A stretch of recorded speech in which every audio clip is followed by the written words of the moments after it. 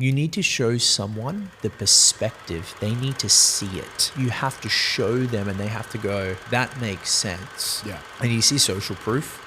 They need to make sure that you're safe. They need to make sure that you can deliver. Like, what are these triggers? I was like, I don't want to be the puppet. I want to be the puppeteer. I want to control all the variables.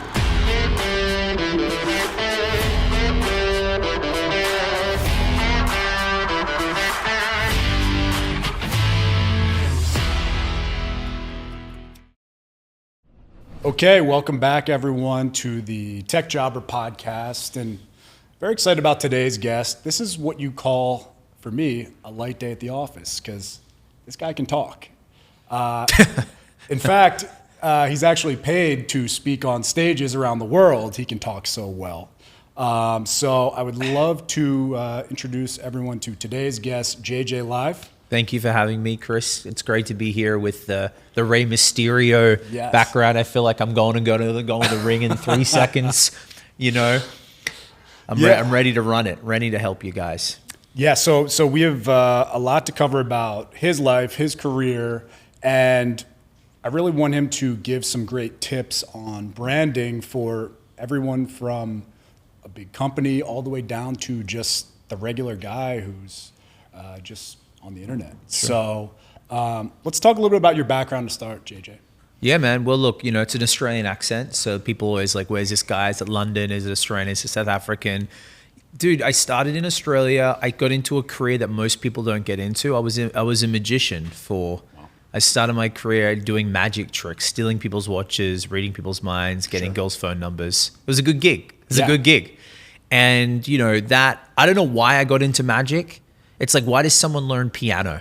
Sure. Like, I love puzzles. I just like the idea of like people and fooling people. It's always been like a feel for me of like, dude, I can show you something and I can show a Chinese guy something and a lady that's 90 and you get a reaction from someone. So I did that. Wait, hold on. What were some of your go-to tricks? Cards was like the thing that you sit in your room all day practicing how to like do sleight of hand. And then I started getting into mind reading. I like focusing on the performance rather than the prop, right? Because once it becomes easy, like once you know how to do a card trick and you know the outcome, it's like, it gets very redundant. So it's like, now it's like, I'm like, no props. I'm like, hey, let's think about something. I want you to go to a time and go to your bedroom and pick an object. Great. And then I could read out what that object is. And people are like, how do you do that? Right? Because there's no gimmick. It's literally words and minds.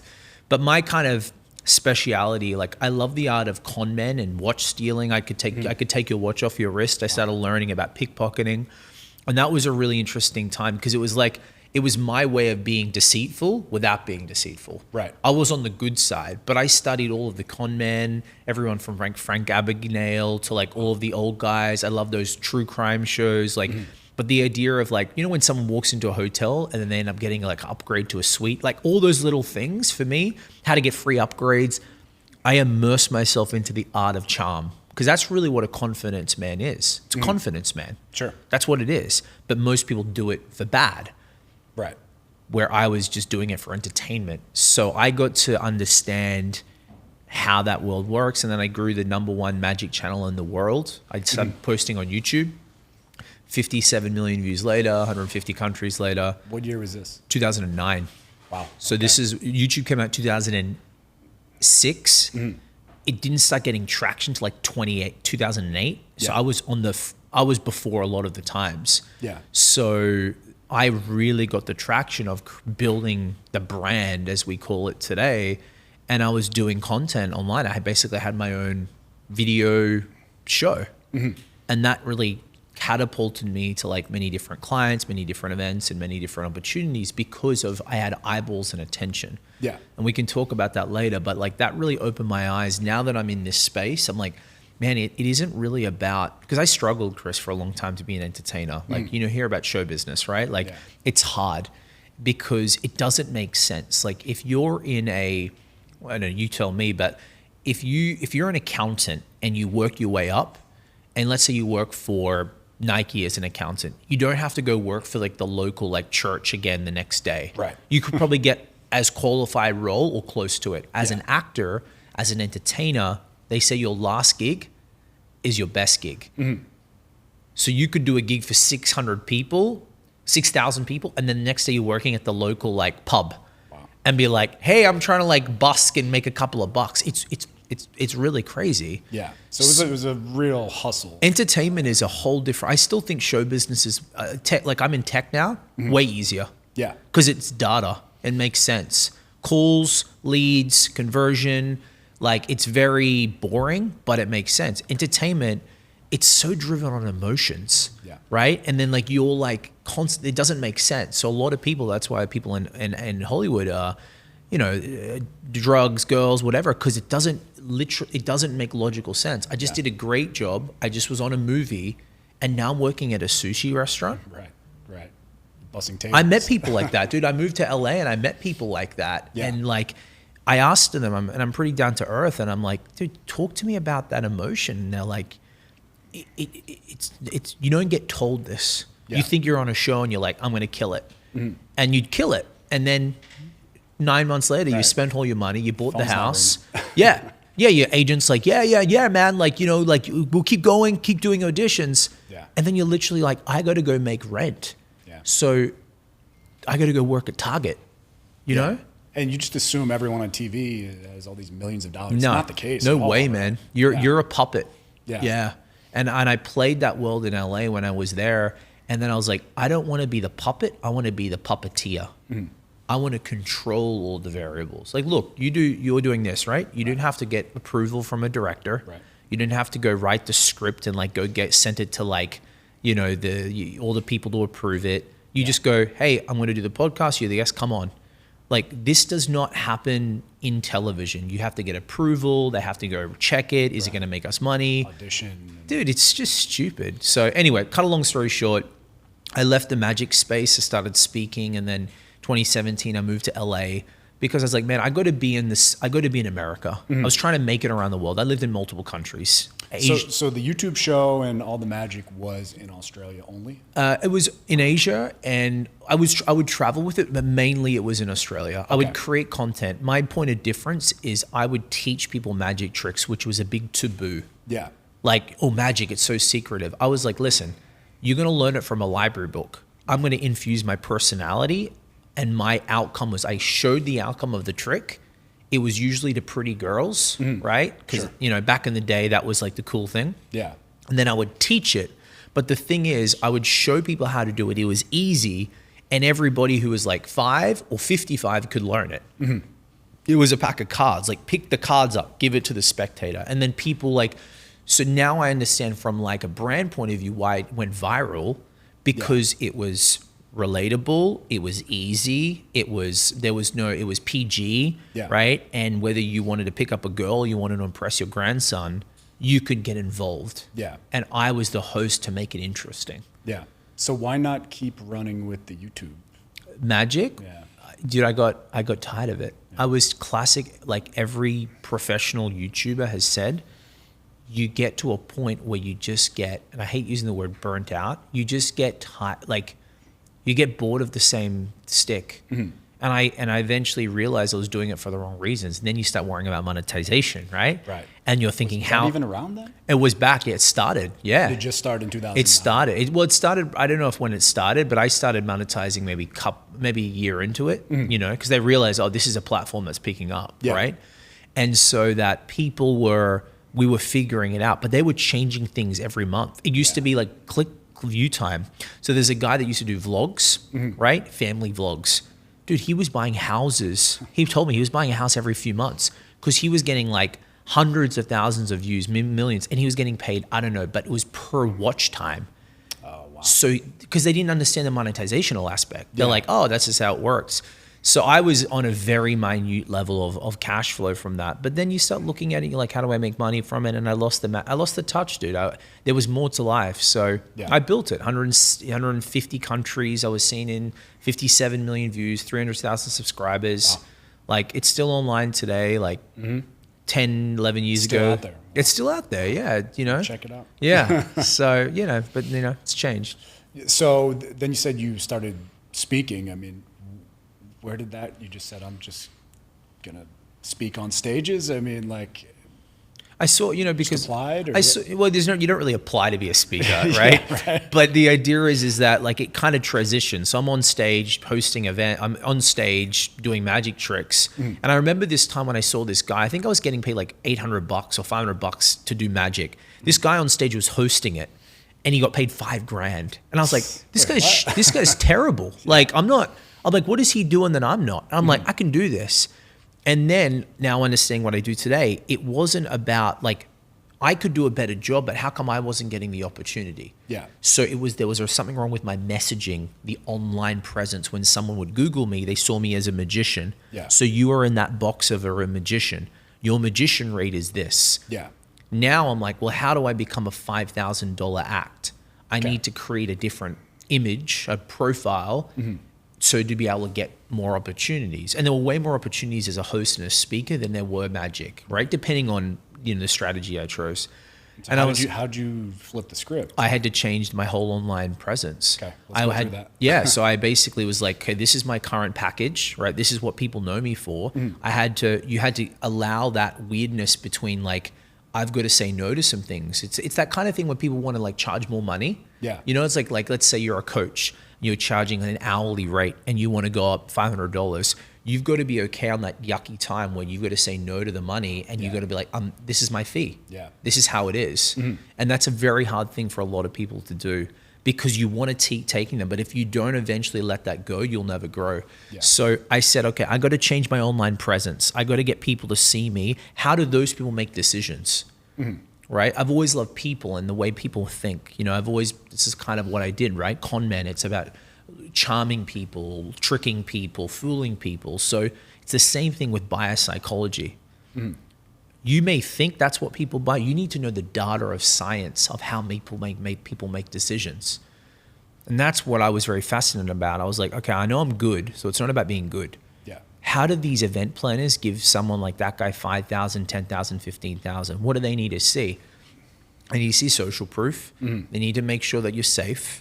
They need to make sure that you can deliver. Like, what are these triggers? So I figured that out. I created a profile. Then I would go out to marketing it and resell my services. And this is before really Instagram even. No way. Yeah. Facebook wasn't even around. Like, it was kind of around, but it wasn't a big, no, personal. It was just a website. Yeah. Okay. So how did you change social proof without obviously the biggest drivers in changing social proof? I changed a website, right? And then I got really good photos and I positioned the brand. So when I went out to go meet people who made those decisions, they would be like, oh, you're a host and a speaker. And like, oh yeah, I used to be a magician. Oh, that's great. That's unique. But it's like, that's what I wanted them to see me for.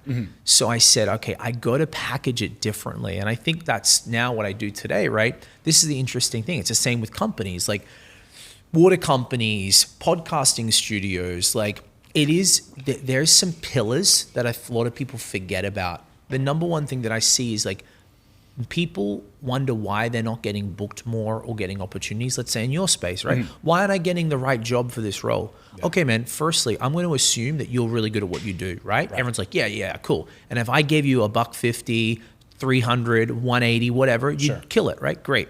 Why aren't they choosing you? It's something wrong with, they don't see you as the right fit. Something's off. Let's look at your freaking LinkedIn profile. You look at you. You don't even have a good photo. You're 20 pounds heavier. Right? Like you have 3 reviews. If I was making a decision on who's the best person for our company and you're in the lineup, I'm not choosing you. I'm not even going to make it even get you bringing you in for an interview. And a lot of people I don't think have been told the truth about what their true online presence looks like because they want to live in the world of safety and they want to live in the world of fairyland that their shit doesn't stink. When I lived in Hollywood, they would look at you and they would go, you're fat, get out. Right? And they're allowed to do that because they're looking for a specific role. But when you get told things straight away, your conditioning is so like, it's normal. So now I've been conditioned where a lot of people have never been told the truth. It's like, you ever met a singer and they're shit singer?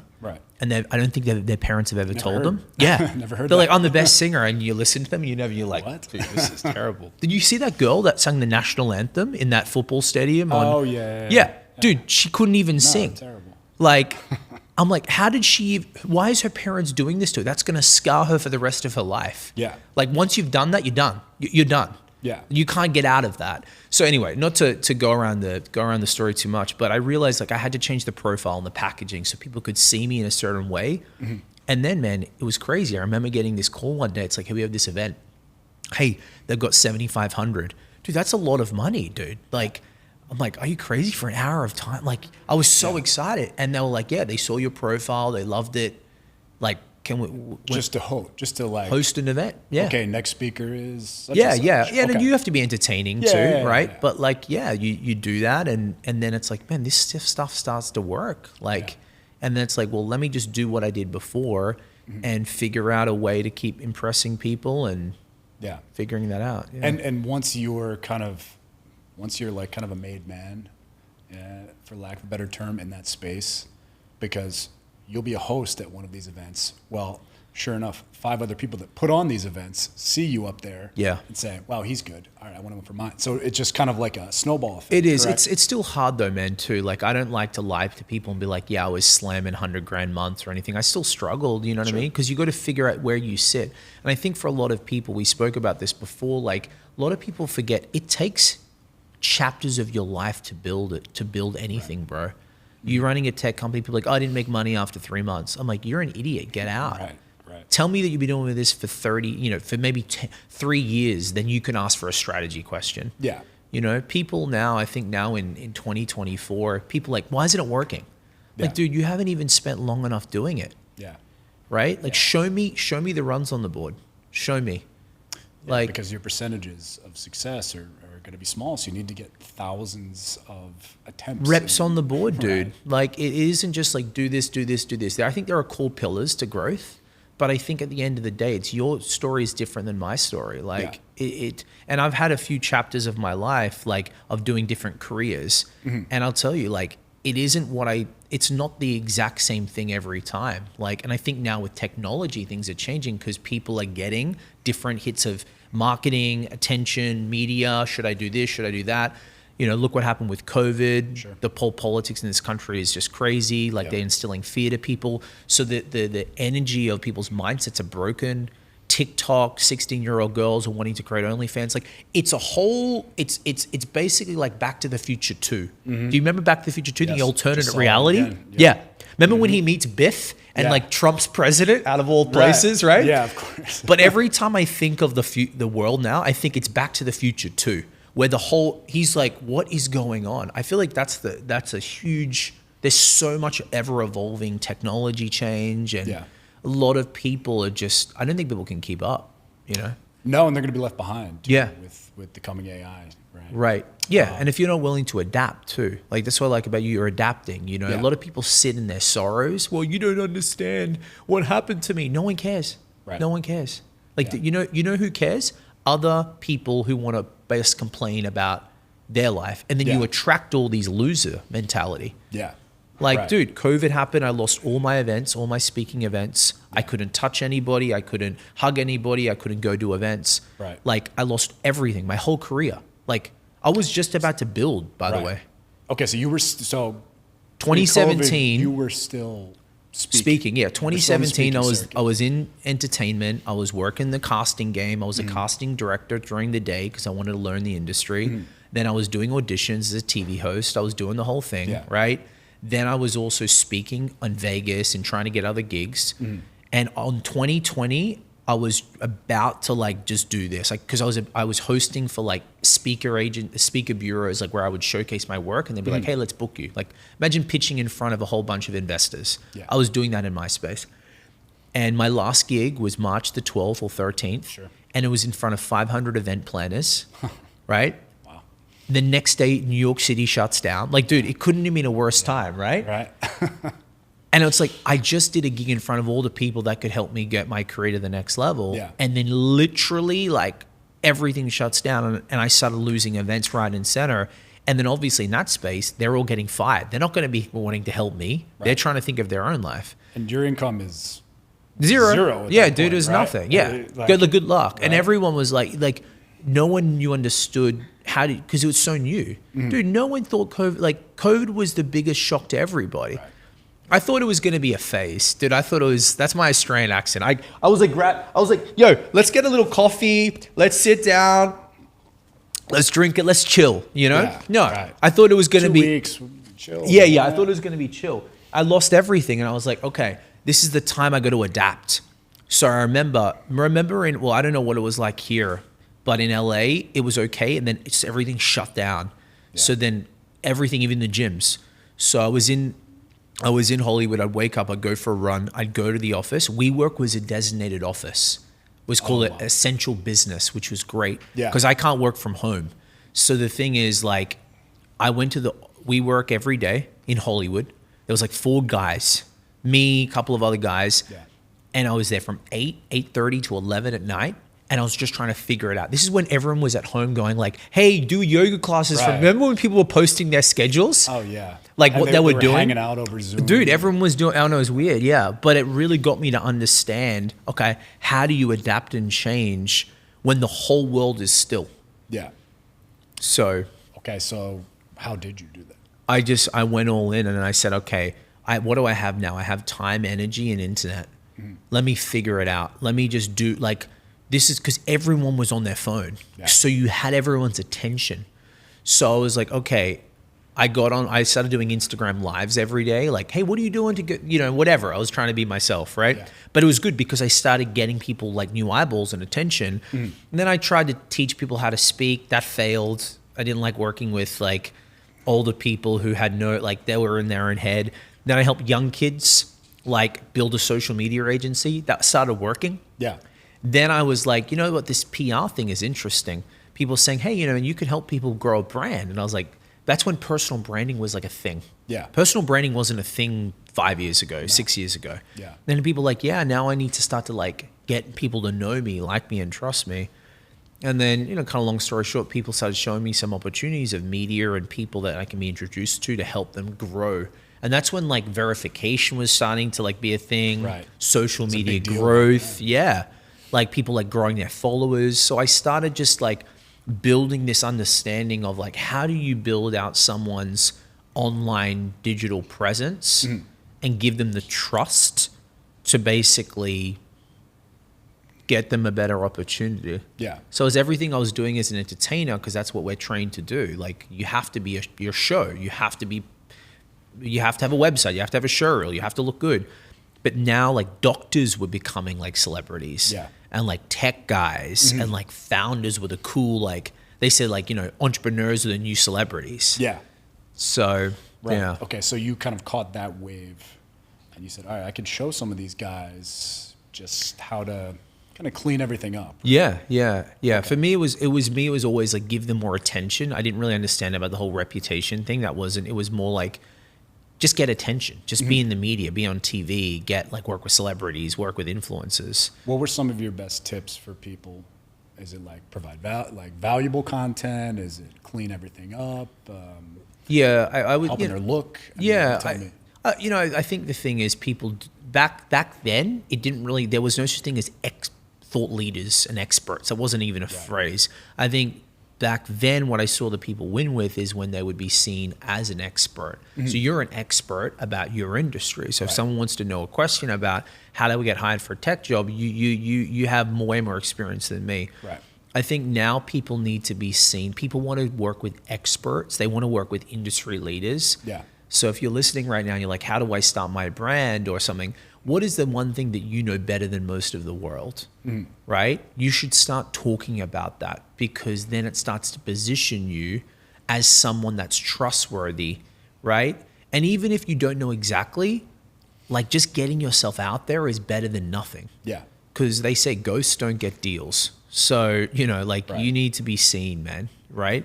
And try, everyone has a skill set. I don't think a lot of people have been given the permission to talk, but I think now we can. There's no excuse, Chris, Right. Dude, it's a phone. Just start talking. Yeah. Like, I love it. I love how Instagram has made it so easy to create content. Like, dude, I remember I used to have to pay a guy $500 every time I'd shoot videos. Yeah. And you have to go home and edit it and take 3-4 days. Dude, you can literally grab your phone. Yeah. And I can create a video. I can put subtitles on it. I can even edit it. I don't need anybody. We just have these guys because it's better quality and it's easier and it's production. But like, this wasn't around. You'd have to spend $5,000 a day, just like 10 grand a day for a studio time. Yeah. Now people are doing, we're in a loft right now, like in Miami, they got all the gear. Like, look at the craziness of creation of your own work now, you know? And the more of them that there are brings the cost down for everyone. Of course, yeah. So, DSL, remember when DSLRs came out and everyone like was video and like, oh my gosh, 12 minutes, we can shoot it on the video. Right. Now, dude, like I love it. iPhones are you can literally shoot movies on your iPhone. Yeah. So yeah, man. So I just was like realizing that, yeah, people back then, I think showing up, like creating content, but I think now it's about, if any tips, like give people some information that makes it different. A lot of guys are just copycatting. Have you noticed that online? A lot of guys just copycat, like, you know, they're just doing what everyone else is doing, or these young kids are giving business advice. It's like, dude, you're 22. Yeah, you're 22, man. Like, you know, it's like, and a lot of them are lying just for attention. Like, try and find your thing. Like, I think you should lean into your personality, lean into your expertise. Yeah. And real quick, while we're on this topic, you know, it's what we're talking about these times like it was 20 years ago. It's like 3-4 years ago. Right. So, which is wild. And so much has changed in those 3-4 years. What are you seeing as like the current trends? Like I've heard get ready with me for women is like kind of like, you know, people are just like going super viral with that. I mean, oh, you mean content strategy ideas? Yeah. Like what are some 2024 April kind of strategies that you're seeing working that are different that, you know, from a year ago or 2 years ago? What industry were you? What industry? Anything? You know, any of your clients that you're seeing? Yeah. You know, I think we've come back to also storytelling of like showcasing. I still like showcasing the whole experience. Yeah. So like getting people to see you. Remember when everyone was kind of doing like minute vlogs or minute like real cool things of them on a boat and like, and the clubs? Yeah. There's elements of that and there's nice times for that. But I think if people can watch a whole journey, they're part of your whole story. So perfect example, this girl named Michelle Phan. She's probably one of the biggest makeup influencers on YouTube. I think she sold her company for, I think, 9 figures to another company. One of her strategies, one of her secrets is that she brought her fans on the journey of her going to China and showcasing the journey. Yeah. Hey, I'm going to take you along with me as a fan and show you that I've done this. Taylor Swift has done this as well. Yeah. Hey, I'm going to write a song with me, right? Create merch with me. Yeah. So I think if you bring your people with you and then you kind of like allow them to have say, now they feel attached emotionally to the brand. Yeah. This is like why their win. It's their win. Yeah. And that's why, so I think there's all these little, get ready with me and like, you know, the boyfriend clips. There's a lot of boyfriend, girlfriend prank shows or clips like with my boyfriend or my husband's Italian and I don't speak Italian. I've seen that couple but I think it's the personable, relatable, authenticity is so important. It's a word that's thrown around a lot and a lot of people I feel like don't understand it. Dude, it's just like, this is how I am. Mm-hmm. Like, we should be talking to people on camera like we're speaking to a friend. Yeah. No one wants the perfect, like, I never fault kind of guy. Yeah. And we all know when we watch someone's Instagram, you're like, this guy's fake. Right. We know that a lot of the lifestyle people were not what we Yeah, man. Or not what we all saw. Those were a bit exposed. So you think the pendulum is swung to authentic. And this is why it just shows you that you don't have to be pretty or rich or anything special. Actually, they look at the people that are going viral, like that are people that are like, some people doing like eating videos of them are fat, like, hey, this is the fat cam, watch us. Like they're getting drilled on the comments. But what's interesting is that everyone now is a celebrity. Anyone now, like they just have, like, we want uniqueness, whether you like them or not, but like people lean into like who you are. And I think that's what happened with the magic. You know, when I doing the magic, it was truly me. Yeah. It wasn't a fake facade. It was me. And the thing is, a lot of people are like, what's the right angle? You're the right angle. Yeah. If you lean into that, and I think if it comes through with the right sense of like belonging of who you are, people will be gravitated towards that. Yeah. I've always liked that. I don't want to have to strategically think, how do I create this? Dude, just lean in with me, The right ones will come and the wrong ones will go. Yeah. And you know what? The ones that go come back, because what we want more is people that are real. Yeah. We're tired of fake. So like look at Dan Bilzerian, perfect example, right? I know some of his people that helped him build his brand over his time. Dan really got a lot more traction after the first hit of like viralness of all the girls and all that stuff. Right. But the thing is, what I think is that he lent so much in with the personality. He got through that first hatred. Now he's respected. Yeah. Because it was like, you would see him with the girls and the photos and like, oh, maybe this guy's all talk. You would see him in interviews and he'd be like, yeah, dude, I don't buy sex. In high school, right? Yeah, I like girls if they want to have sex with me, like, you know, like I don't buy into girls. Like he was exactly the same person as he was. So now people like, whether you like him or you don't like him, you respect him because it's who he is. Yeah. And I had so much more respect from him from just a viewer, and I bought his book and I read the whole book. It was the book exactly all, he wrote the whole thing, exactly Dan. And I was like, I like this guy because he's not a different person. He is who he is. Yeah. And I just appreciate people like that just stay who they are, because you don't want fakeness. Yeah. Yeah. So, I mean, why don't you as we're still going through your journey, why don't you give the regular guy some tips? Right. Because a lot of people see, oh, this guy's a branding expert. Well, okay, I'm not Coca-Cola. What do I need a branding expert for? Right. Yeah. But if you're online, you have a brand. Yeah. If you're on LinkedIn looking for a job, like, I talk to people every day. Right. You have a brand, and you have to clean that up. Yeah. Because it'll help you. If you're on a dating app trying to get women, if you're on Instagram trying to get women, right. You have a brand. Right. And you should optimize that to, achieve your goal, whatever that is. Right. So regular guy in his mid-20s, give him some tips on cleaning up his act. Yeah. Online. Right. Yeah. Well, I think the other thing is I don't really lean with like I'm a branding expert. Like I try to keep it really relatable, because if I was a 22-year-old and someone said branding, I would be the same thing, like branding. Right. Are you crazy? Yeah. I don't even lead with PR either. I'm just like, hey man, I'm just going to help you fix the most important thing when it comes to growth. Yeah. And they're like, what's that? It's probably your online presence. And the reason why is because what do you do if you and I go to a restaurant, Chris, in Texas, and we don't know it? We Google it, right? And we make a quick decision based on the reviews, based on the food,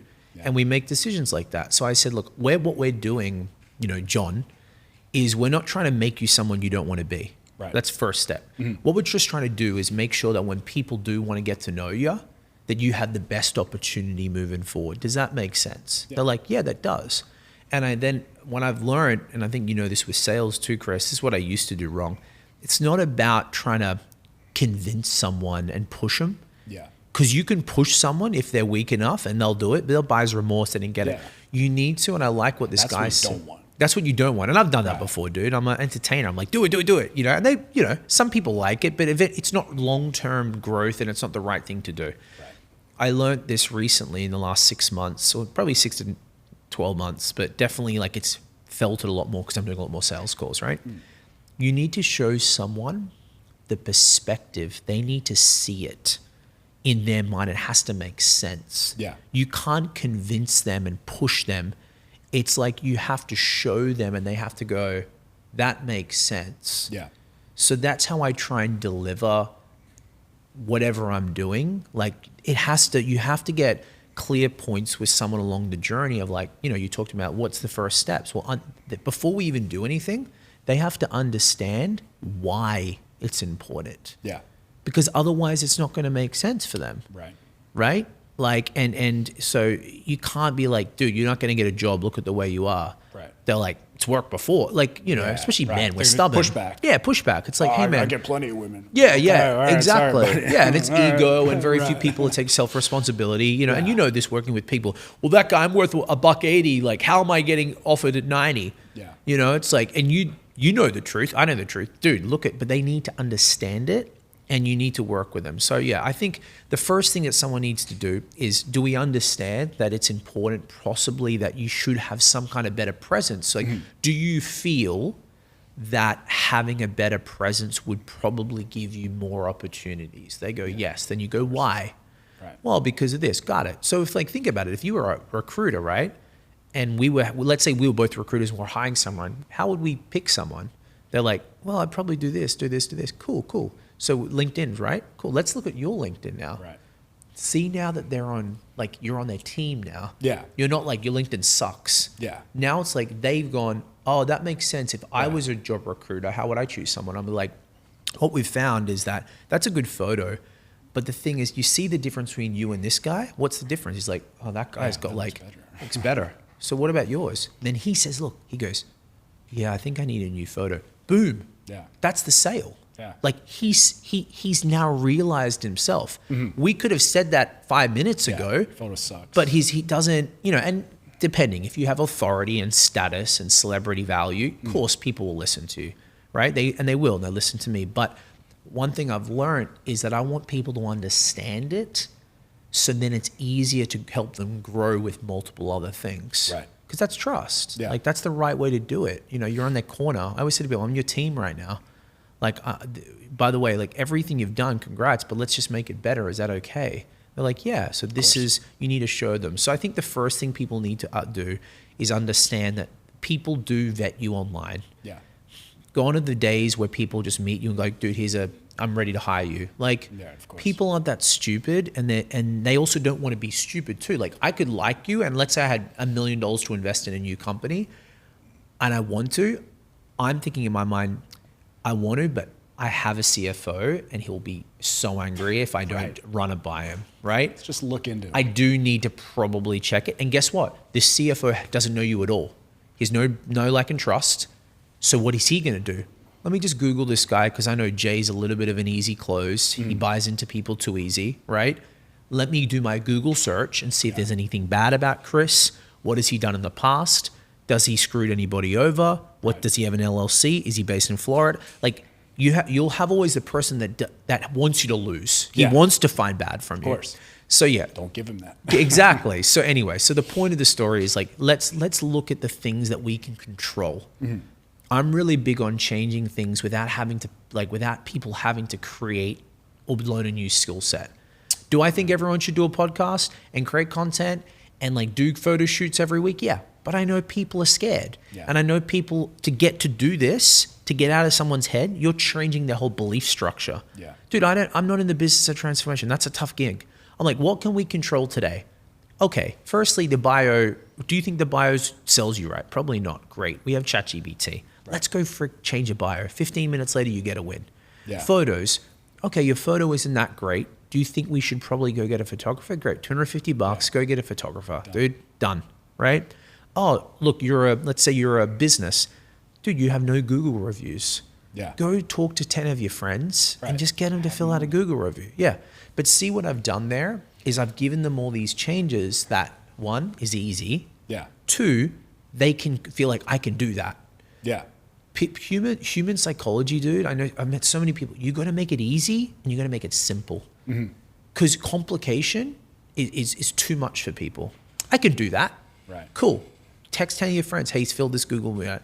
Hey, here's a photographer. Just go get a shoot. Go get a haircut. Yeah. Right. Cool. Someone's mind. Haircut. Buy a shirt. Iron the shirt. Right. Go do the photos. Now I look as good as that person. Yeah, and you give them a chance, and fast wins. No one wants to wait 6 months to get results. Right. I like to give people stuff that like win, win, win, win, win. Then now there's the trust. Yeah. Now they're like, dude, that was great. What's next? Now you can go into a bigger pitch. Now you can be like, cool. Now you can be like, Now dude, let's fix really- this. Yeah, let's. So I think the biggest thing is look at what your Facebook says about your Instagram. Like, let's talk the perfect example. There's a lot of girls here in Miami that are real estate women. Yes. But you're a real estate, and it says you work for who's like a real estate broker, whatever. Yeah. Right? Sure. And then I go on their profile, and it's all them pictures of tequilas and titties. Right. Dude, look, she's even like, listen, I'm about to go buy a house. Right. And one use of the all- most important decisions of And your I'm life. about to go invest with someone. And there are 3 women to choose from, all pretty, all qualified, all work for a brokerage. Before I go to that Monday morning meeting, I'm on my Instagram. Right. One of the girls posts up a picture of a testimonial. The next girl posts up a video about education. The next girl's in 11 shaking her ass with her titties out. Are you kidding? Do you think I'm going to be like, if she's that way online and I'm about to give this person 7 figures, how do I know she's not going to go blow it in the club? Right. Right? Or like, screw up the paperwork. Or screw up the paperwork. Dude, this is PR at such a high level. This is what people forget about PR. PR is not media. PR is relating yourself to the public. What do people feel, think, say, touch, and taste about you? It's the senses. So everything from how you dress, how you speak, how you communicate, how do you follow someone up, how do you respond, how do people say things about you when you leave the room, right? Dude, all these are psychological triggers that can really destroy your reputation or enhance it. And so many people don't understand that because like, oh, I'm just posting because I'm in my own moment and feels. I'm like, yeah, but that's online forever, man. Right. And people, I'm sorry to say, this is how people don't have the time to like, let's give him another chance. Yeah. Like they will make decisions so cold and they'll never tell you to. That's the thing. Yeah. They're not going to be You'll like. You'll never know that. Yeah. Like, let's say I was the guy booking the guy about to get the real estate deal. Do you think I'm going to call her up Monday morning and be like, hey, I saw you in the club. Yeah, by the way, I love your nipple rings. Nice double Ds you got there, right?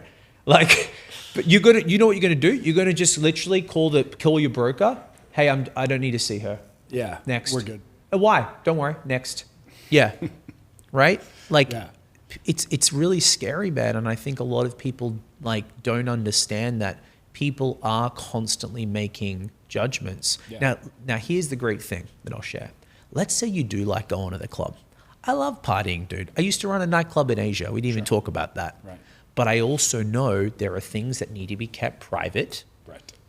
And there are things like, why do you need to show it?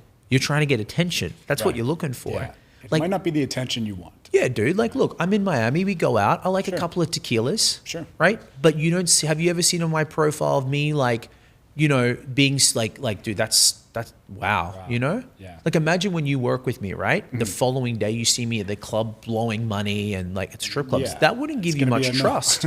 Well, no, you would have been like, what did I just give this guy money for? Right. It starts to make you, it's buyer's remorse. Yeah. So, and even going back to the first example you said, like we're looking for a restaurant in Texas or whatever. Yeah. And you don't even think, like that's kind of what people's mind goes to. But if some girl sees you on a dating app, she's going to look you up. And if she sees you at 11, 3 nights a week, okay, well, I know what type of guy he is. Well, and you know this too, man. Like we work with a lot of executives now.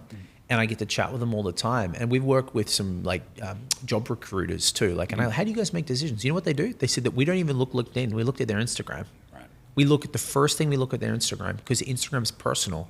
Yeah. Right? Everyone acts all like perfect on their LinkedIn. Yeah. I am the board member of, like, dude, show me your Instagram. And they search. They go back through decades. Like they'll find, because they're looking for something. Got to archive that stuff. Yeah, dude. And it's all the little things. It's like, interesting, this guy, he's constantly with a lot of women. Interesting. What does that say to the world? Is he a playboy? Can he not commit? Is he going to be out on the weekends? Oh, this girl's constantly traveling.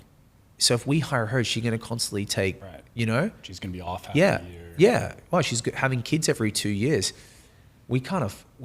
Jenny, we can't do that. We can't have someone taking maternity leave. Like, this is how people think. They just never say it. Yeah. So, there's a strategic play. Now, the one thing I will share, though, man, you don't want to be a fake person and feel like everything is being watched. You just have to be smart. Yeah. Because we're humans. Humans love to party. Sure. Humans love to go out. Humans love to, like, be crazy. And we love to be, like, our crazy, fun selves. But there's elements of times when that needs to be seen and when it doesn't need to be seen. Yeah. And in the space of technology today where everything's online and there forever, you have to be a lot more careful. Yeah. Because it will affect decisions moving forward from people, depending if you're going to go all in with the brand. Look at Dan. He went all in with him. This is who I am. This is what I do. Yeah. Take it or leave it. Good on that. Good. Yeah. But in the space that you play and the space that I play of people trying to build a brand, it's a bit different. Right. It's a little bit different. Yeah. And my personal experience with JayJay. So about almost a year ago. Yeah. I'd seen him speak on a stage, and I said, okay, maybe I'll kind of talk to him and see what he could do. Right. And then people probably saw over the summer my content became more purposeful. And I knew I was going to jump into the content space, Right. but I wanted someone to kind of like, I just didn't want to spray and pray. Right. I wanted someone to kind of focus me. Right. And that's what his agency did for me. Yeah. So it was a great experience. And now I'm hosting a podcast. I don't know how this happened. I think I take some credit. I think I take some credit on that. He does get some credit for this. Because like, and I'm not saying that to be like cool on camera. I'm like, I remember sometimes we buy into things and things don't kind of make sense to us till later on. So maybe some of the media that we did for you triggered some ideas of this stuff is working. So maybe, okay, that was one time, one hit. Maybe if I started doing more, this could work. And, like, dude, I remember you calling me, I'm going to do this podcast. I was like, do it, dude, you know?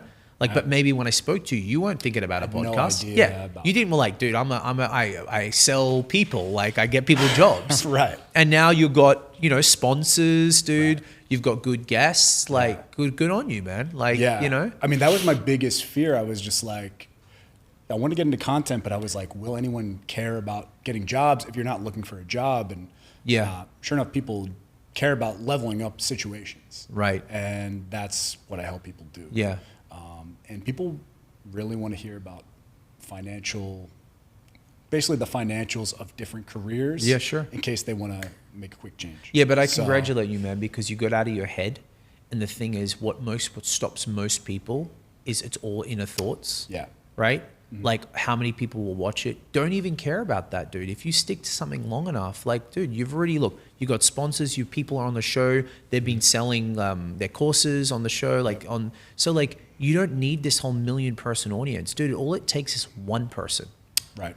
Like one person. You got to remember, 80% they say of podcasts, most people fail after the first 5-10 eps. 80% of people don't even do more than 10 episodes. I think it's 7. Whatever the number is. Don't get past 7. There you go. Is episode 7 , so. Yeah, there you go. Well, you go. Bam. Top 10%. Bam. So the idea is like, I think it's the inner thoughts that stop people. Yeah. People think that I need a strategy. Like, dude, you don't deserve the strategy. Show me the runs on the board first. And I always try and help people. It's like, listen, we're all thinking the same thing.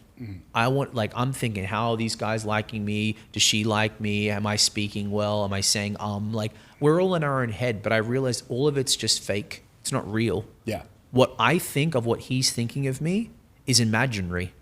I'm making up ideas of what he thinks about me, which he's not even thinking about me, of what I think. See how it's confusing? Yeah. That's what we do every day. So I get my phone out. Oh, what's she going to say if I post this? She's got a boyfriend. He's going to... Dude, you're playing stories in your head. Yeah. And it doesn't make sense. And like, to help people with that, there's no answer of how to get through that. You just have to jump in the deep end and realize you won't die. Yeah. Chris, you did this. Did you die? No. Has it improved things? Yes, absolutely. Has it introduced you? Have we built a better relationship? Have you got people wanting to sponsor you? Dude, you haven't got 500 podcasts. Right. You haven't got 500 million views. Dude, you said, I'm making a commitment. I'm going to do it. And you're already winning. Yeah. Is it crazy? Yeah, and you look at, it was probably 6 to 8 months me thinking about getting into the content space. From there, it was like maybe a month of our podcast. How do I do this? Okay, so now my decisions are quicker because... Good on you, man. Yeah. That's what also people do. Yeah, I mean, thinking about doing this. How long for? Like 3 years. Dude, make a decision quick. Right. Speed to success is so sexy for me. You could have 3 years. You could be 3 years into it by now had you made the decision right away. Well, dude, you know what I think the reason why, like where I'm at today, and obviously I'm on the come up, right? Because when I was at WeWork for 12 hours, 15 hours a day, all I was doing was like bum, bum, bum, bum, bum, bum, bum. So basically for 2 years, I was there 7 days a week for 12 hours a day, figuring it out. So I think double my work activity and volume was probably 5 years worth if you were. So like I literally got I was in a cave thinking about how to but making moves. So I think I'm probably 3-4 years ahead where I should be because I was able to that didn't work, that didn't work, that didn't work, that didn't work, that didn't work. The other guys, the other guys thinking about planning, let me do the business proposal next week, gotta go to Maldives. Like, dude, Like, get it out quick. I think we overcomplicate it because it makes sense for us to do that. Oh, I got to think about it. Like, I hear people all the time, I'm going to go start a business. I'm going to go have this coach mentor next month. I'm going to talk to my friend. Dude, what do you want to do? Get the website done today. Yeah.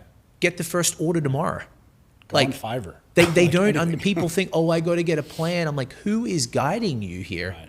Like, go on to plan. Yeah. Yeah. Let's have a meeting to talk about another meeting. Yeah. To go see another meeting. Yeah. Like, dude, I make jokes about this because over my career of travel and being in different organizations and like work, like, when I host events, I go to their boardroom meetings.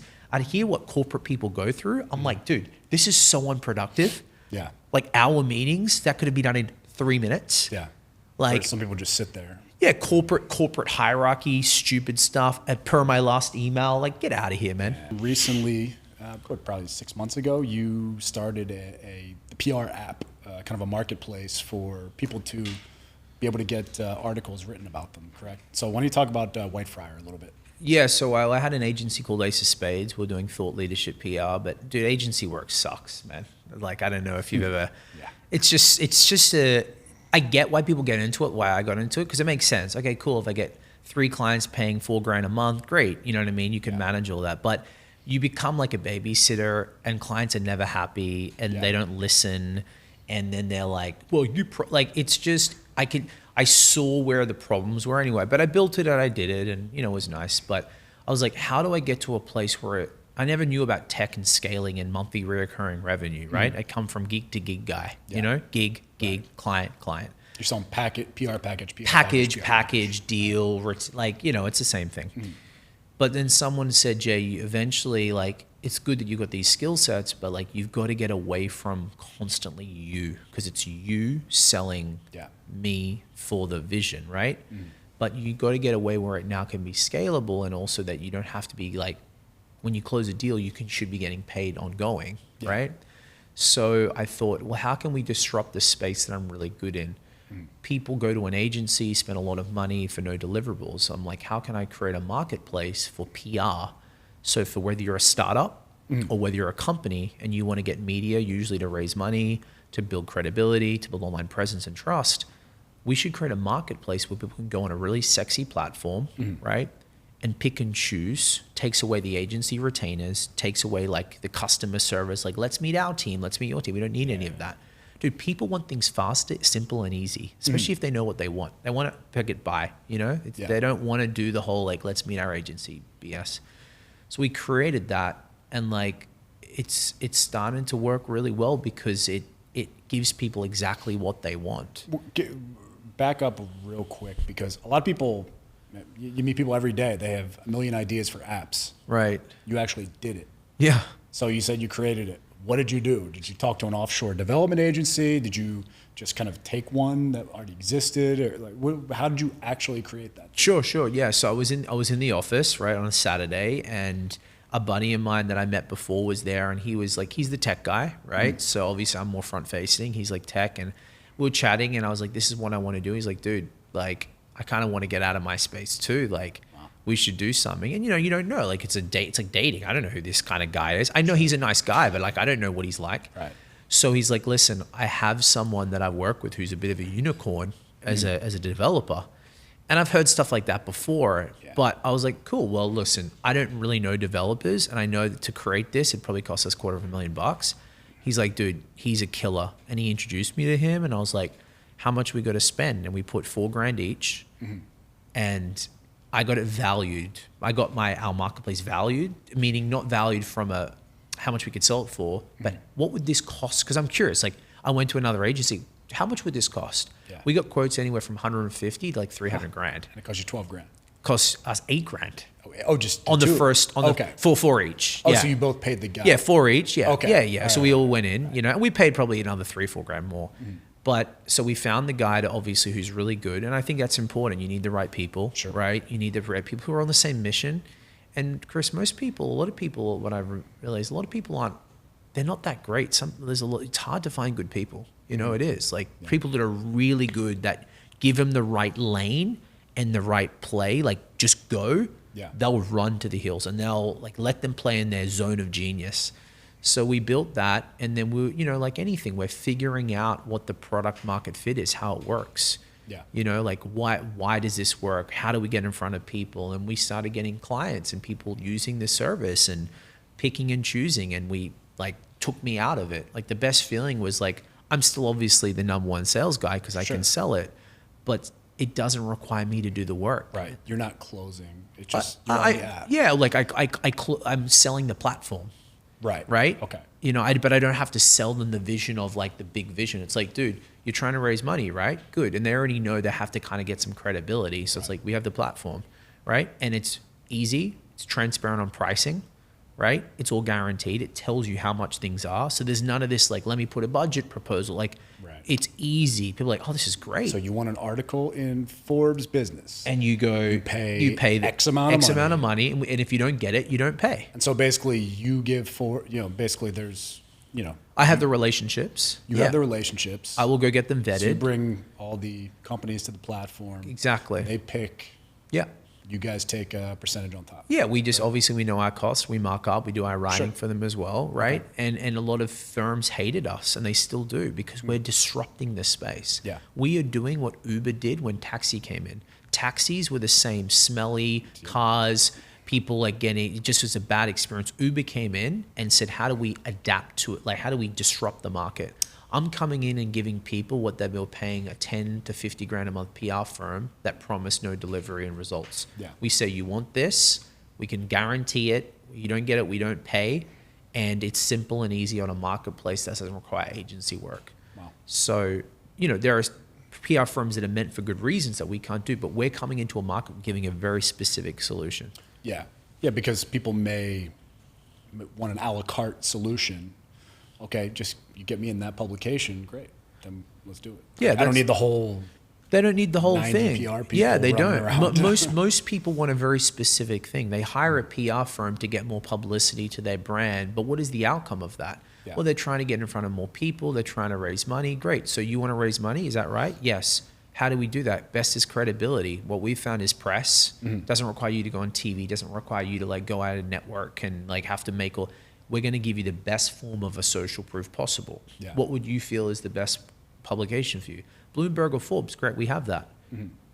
It's this amount of money. No retainers, no fees. Just go do it. Pay it. And they're like, so in 30 days they get it. Turn around 30 quick. days. 30, 45 days, it's done. And it's like, people like, this is brilliant. Like, they're coming like, man, I paid this firm 12 grand a month for 6 months, and they'll give me this for like every month. And I'm like, dude, I get it. I've been there. I paid the money before. So I came in and gave a very specific solution to a big problem in the market. Yeah.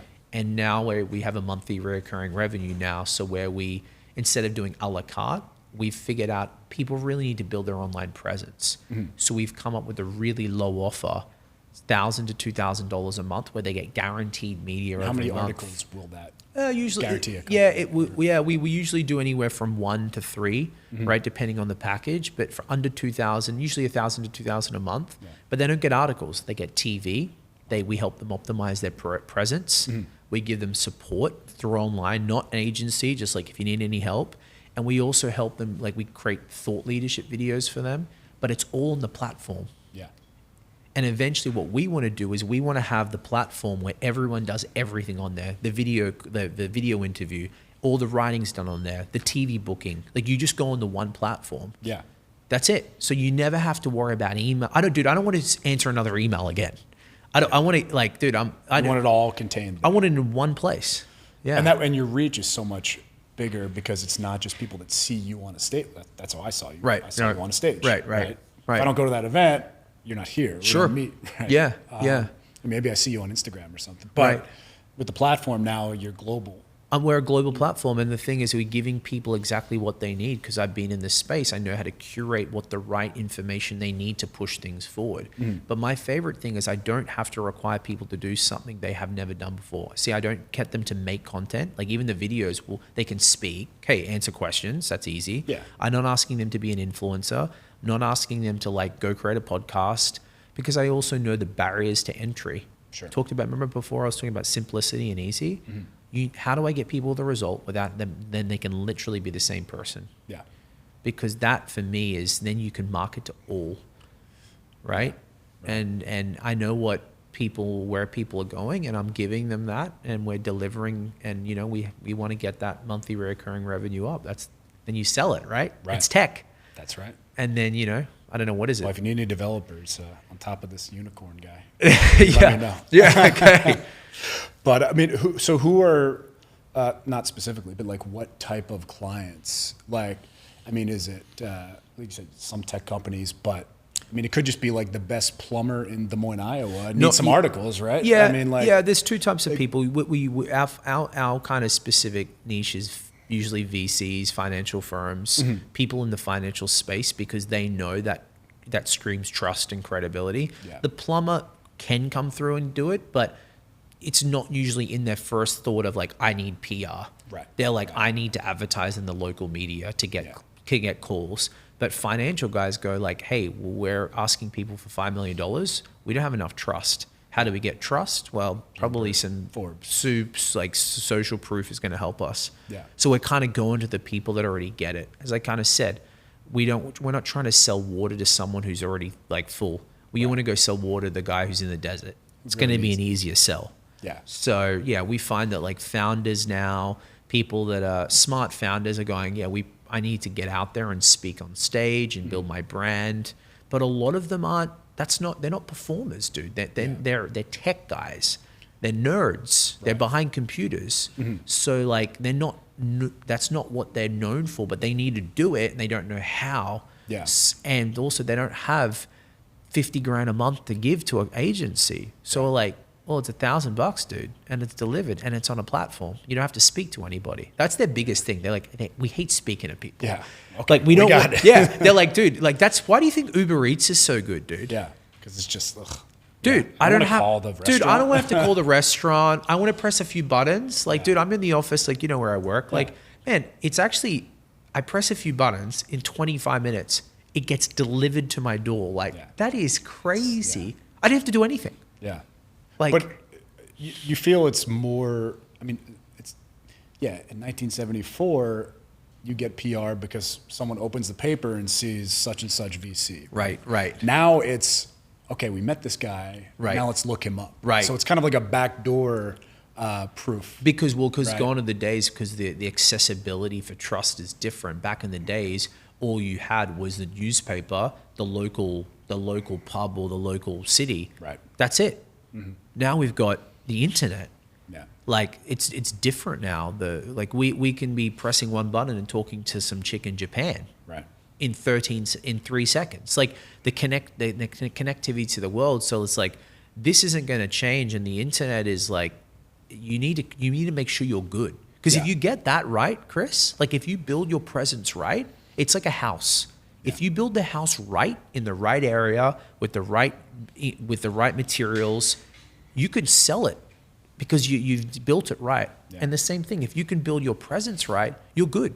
You don't need to keep building it. Like you could add things to it, but like once it's like does Richard Branson doesn't have to go build his profile. Right. He's just adding all Richard Branson stuff. Mark Cuban, same thing. So if you can build it and have that initial trust, the thing that a lot of people don't understand, Chris, is that maybe industries change, but if you're trusted, like what happens if tomorrow Apple creates something and wipes you out of a job, right? Right. They're like, you know what? We're only going to allow 3 providers in the country now to do what you do. Oh, think it's silly? Look what happened with COVID, right? So it's like shit can happen. Yeah. If people trust you though, okay, I can't sell this anymore, but I have people that know that I deliver. I'm going to get into this space and they'll come with you. Yeah. That's what I really love about the brand, is because it gives you so many ROIs that if something changes, you're not, if the market changes, you're good. Yeah. Like that's what's good. Like, and I think one of the best parts about the content thing is it's not sales calls, right? If I'm calling you for a sales call, it's either you say yes or no. Right. That's the only outcome that can happen. Right. But content, nothing could happen. Maybe 20 people see it. Right. Maybe 1 million people see it, and I get 5 new clients. Right. I mean, it's kind of like that vast unknown that I love about it. yeah. So it's so PR is trust. PR is long-term trust. So imagine the feeling of walking into a room and people just give you money. Right. That's not a sales call. That's trust. Yeah. There's some kind of credibility. Like, dude, do you think when Richard Branson wants to start a business and he's like, yeah, I need to raise 100 mil. Right. Do you think it's hard for him? No, he's not writing pitch decks. Yeah, he doesn't. He's just like, hey, everyone, I'm starting a juice company. I need 4 investors, $500,000 each. Yeah. People will be like, they'll go. People go to Necker Island to try pitch him. I had some Right. friends who went there recently. So it's like, at that level, this is what people forget. It's long-term reputation and trust. And I think a lot of people now today want instant gratification and they want 30-day results. Yeah. Like, I'm like, dude, in what life? Right. Who told you that, right? And I think a lot of people have been marketed to the right way. You know, you see people online, I'll get you a, $30,000 salary job in 30 days or your money back. Right.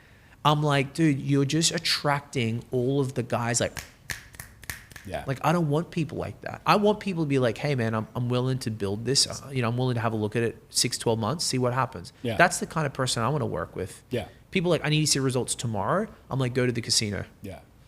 It ain't gonna happen. Yeah, I mean, yeah. It might, but Yeah. not likely. It's not going to happen. So it's like, and I'm not going to lie to you. I'd rather you not come on board, Yeah. Okay, so why don't we close things with again, just any last tips for just the guy out there is looking to level up, who again probably isn't thinking about his brand, No. but it is a lot more important than he probably believes, right? So if someone's looking for a job or looking for dates or whatever, what are some last tips for just normal guys out there? I think every guy should get in better in shape. Sure. I think internally is going to help. Like Yeah. every guy can go get a haircut. Every guy can go. You have to go pretty boy like me and style up with the pocket square, whatever, Sure. right? But I think at the end of the day, like, I think we more have to go back to our mindset that like all of your emotions and problems, it's normal, right? It's okay. Like everyone don't believe what you see online, right? Just understand that like people are looking at you, that first impressions are important, right? That your image is like, people do say things. So it's like, listen, you want more dates, you want better jobs, like fix your presence a little bit. Maybe it's an outer presence, it's an inner presence. Like, it sounds so silly and simple, but people forget that, you know? But I will always say, like, the inner dialogue is what stops most people. It's what stops so many people I've met. I met so many amazing people. And like, I get sad because like they say they want to do something and 3 years later, I know people back in Australia, man, that told me they wanted to be a DJ and he's still sitting in his house and and I'm like, dude, it's 18 years. And I'm like, and he'll text me like, and it's like, hey man, I'm about to release. I'm like, dude, you've been saying that for 18 years. Yeah. Like let go.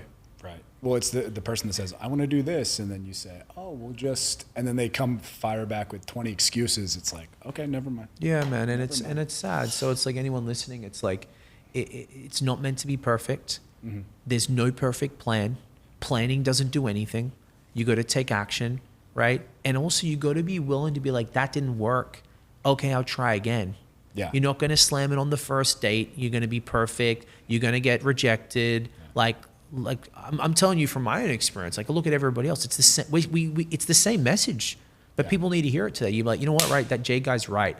Like, I mean, in my head, it's stupid. What am I even thinking? Let me just do it. Let's just do it. Yeah. Yeah. And I think with the content space, it's like, what if no one watches? Okay, well then no one saw it. Yeah.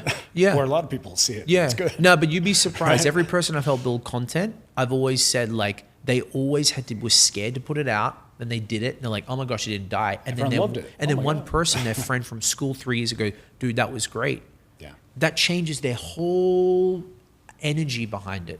They just need the validation from someone they care about the most. I don't know who that is. It's usually someone that it may not be their girlfriend, boyfriend, lover, partner, whatever. Mm-hmm.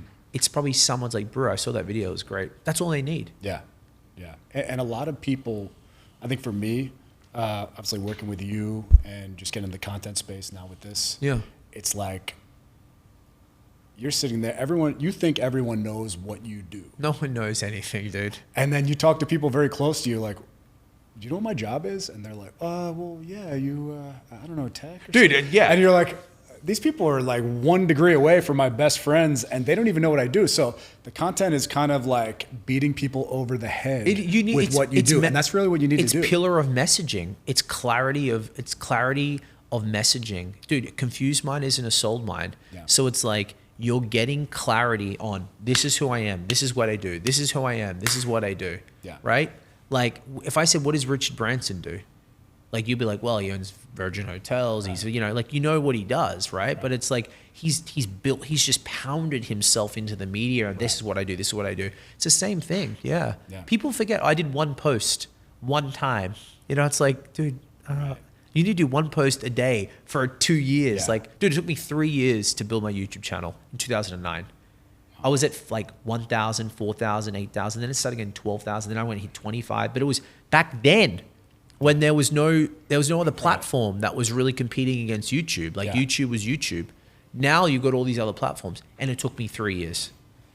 And people like, oh, I did a podcast, it didn't work today. They do it after 10 episodes. I'm like giving up. Like, dude, Anyway. Okay, so if you enjoyed this episode and you want to connect with JayJay for his app to get some PR, if you're a business looking to get some good publicity, check out White Friar. We're going to have the link in the description below and in all the reels on this episode. So definitely check it out. I will have a promo code down there as well.